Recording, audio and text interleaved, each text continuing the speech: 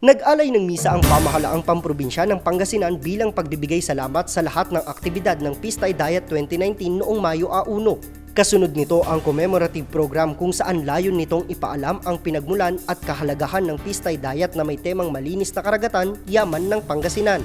Nagpasalamat naman si Governor Amado Pogi I. Espino III sa lahat ng mga manggagawa at mga bisitang dumalo mula sa senatorial candidates ng PDP laban, gaya ni na Senator Coco Pimentel, Senator Sani Angara, Senator Jingo Estrada, former PNP Director General Ronald Bato de la Rosa, former Secretary of Political Affairs Francis Tolentino at Congressman Zajid Mangunda Datu. Kakabsat, agagik at atungkura, maraming salamat po na nandito kayo sa inyong pasensya.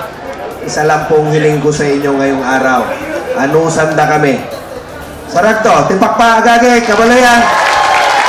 Bumisita po ang mga kaibigan po natin na mga kandidato na sumusuporta po sa Pistay Dayat at sa programa po ng provincial government. Nag-iwan din sila ng mensahe at papuri para sa probinsya ng Pangasinan. Itong tema ninyo ay napakaganda dahil ipinapakita ninyo ang patuloy ninyong paggalang at pagwagayway sa tema ng kalikasan.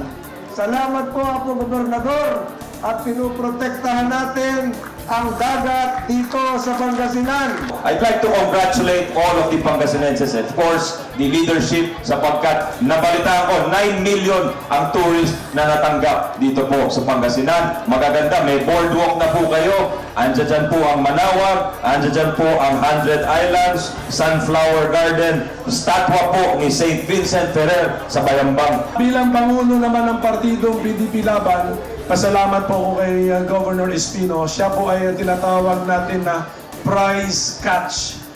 Kung sa mga mangingisda, sometimes nakakahuli ka ng napakalaking isda na malusog. Ito tinatawag mo na prize catch.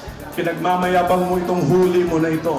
Sa mata ng partido PDP Laban, meron din po kaming prize catch dito po sa lalawigan ng Pangasinan. Walang iba kung hindi sa personalidad ng inyong poging gobernador, Governor Pogi Espino. Sa pagdating ni Special Assistant to the President Christopher Lawrence Bongo, nag-iwan din siya ng mensahe.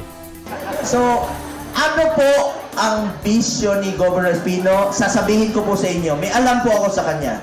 Ito po ay aking opinion. Ang bisyo ni Governor Espino, karapatan ng taga-Pangasinan malaman, ay mag-serbisyo din po sa inyo lahat. Inaliw din ang mga manonood ng kumanta si Michael Pangilinan. Hindi naman nagpatalo sa pagpapakitang gilas ang takaya na dayaw champion sa ugugaw kategory na si Prince Chad Poserio. Kasama din niyang nagpasaya sina Robin Padilla, Bayani Agbayani at Philip Salvador. Natapos ang programa sa dulang o budol fight kung saan binuksan din ito sa publiko. Para sa Capital News TV, Edward Quinto.